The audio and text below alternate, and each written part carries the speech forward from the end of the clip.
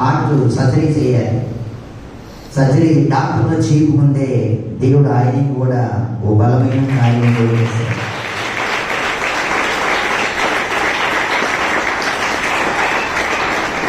ఆమె ఎందుకంటే ఒక్కొక్కరి జీవితాల్లో ఒక్కొక్క విధంగా దేవుడు తన కార్యాలు జరిగించాడు. దేవుడికి మహిమ కలుగునుగాక. దైవజనులు యేసయ్య గారు అయితే కొన్ని సంవత్సరాల పాటు మెడిసిన్ వేయలేదు. లాస్ట్ డేస్ వరకు ఆయన చెప్పిన సాక్ష్యాలు మెసేజ్ల్లో కూడా ఉన్నాయి. ఆయన చెప్పిన మాటలు 32 సంవత్సరాలు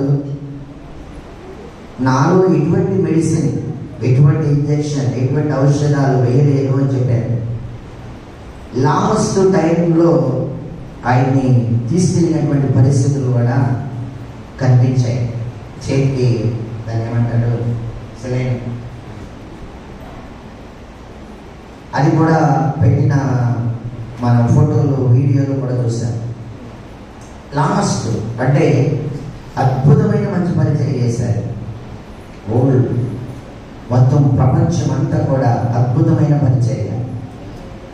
లాస్ట్ టైం ఆయన పరిచర్యలు నలిగి ఉపవాసాలు, జాగారాలు, ప్రార్థనలు ఏదైనా కానీ అయితే ఆయన చేయవలసిందంతా చేశాడని అనుకోవాలి.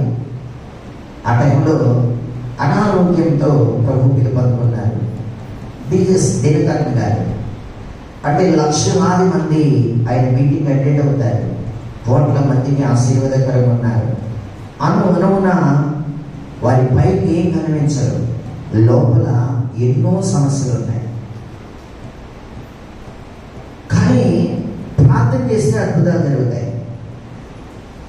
దేవుని మహిమ కలుగునుగాక. దానికి కూడా విమర్శించేవారు ఇప్పుడు బాగా ఎక్కువైపోయారు. వాళ్ళకి రోగం ఉంది కదా, వాళ్ళు ప్రార్థన చేస్తారు కదా, ఇతరుల కొరకు ప్రార్థన చేస్తారు కదా, వాళ్ళకి రోగం ఏంటి? బైబిల్ అంటారు.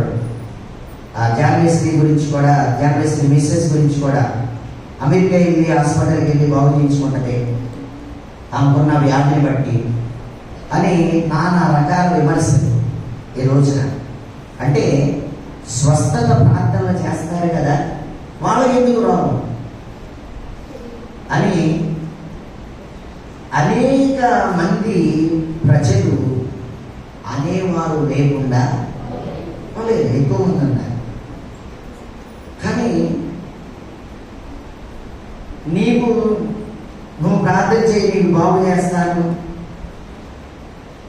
నువ్వు ప్రార్థన చేయి, నీకు బాగు చేస్తాను, నువ్వు ప్రార్థన చేయి, ఇతరులు బాగుపడతారు, నీకు బాగు చేస్తాను.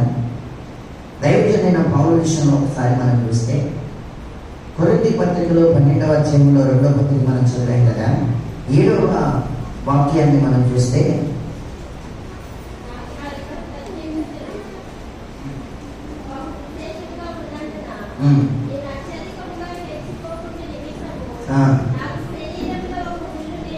నాకు శరీరములో ఒక ముళ్ళు, సాతాను యొక్క దూతగా ఉంచబడేను, అది నా యొద్ద నుండి తొలగిపోవలెనని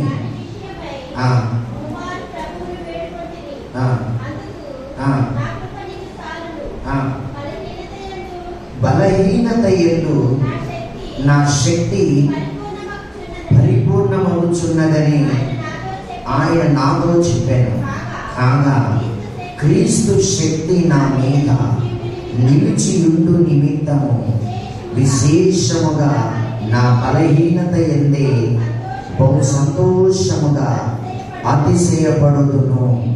నేనెప్పుడు బలహీనుడును అప్పుడే బలవంతుడను గనుక క్రీస్తు నిమిత్తము నాకు కలిగిన బలహీనతలలోను, నిందలలోను, ఇబ్బందులలోను, హింసలలోను, ఉపద్రవములలోను నేను సంతోషించుచున్నాను.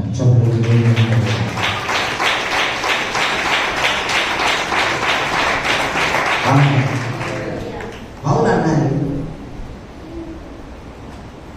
నా బలహీనతల యందే బహు సంతోషముగా అతిశయపడదను. 9వ వాక్యంలో, నా బలహీనతల యందే బహు సంతోషముగా. కోసమని నా వైపు చూడండి. బలహీనతలు ఉన్నవాళ్ళు ఎక్కడుంటారు? రోగం ఉన్నవాళ్ళు ఎక్కడుంటారు?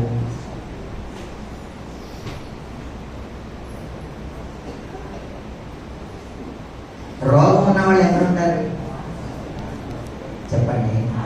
హాస్పిటల్లో, రోడ్ యాక్సిడెంట్లు, విమానంలో. ఆయన ఏమంటాడంటే అలాగ కూడా దేవుడు స్థుతిస్తాడు అంతకంటే ఎక్కువ.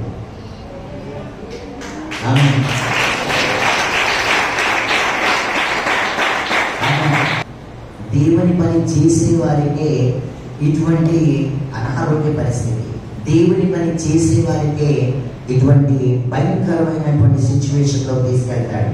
అలా తీసుకుని వెళ్ళి అంత మహిమకరంగా దేవుడు వారిని వాడుతున్నాడు.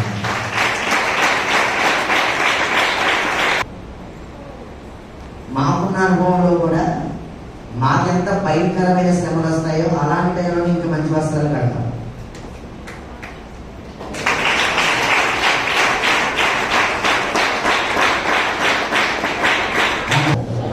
నేను సువర్ణముగా మారట.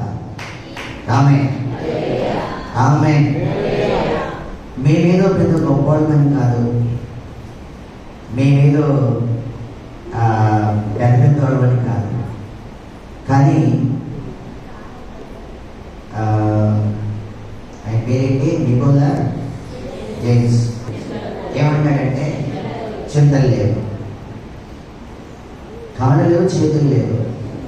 సిగ్గేంటంటే మనకి కాళ్ళు కలిగి చేతులు కలిగి ఉన్న ఆయన సేవ మనం చేయలేదు. 40 దేశాలకు పైగా ఆయన సువార్త ప్రకటించి 1000 మందికి బాప్తీసాలు ఇచ్చారు.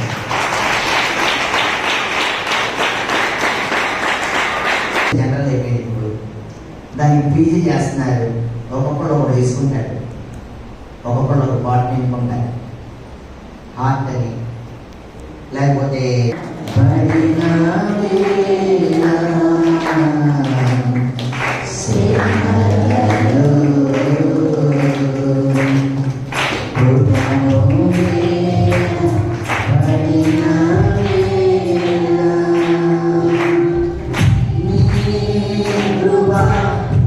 నా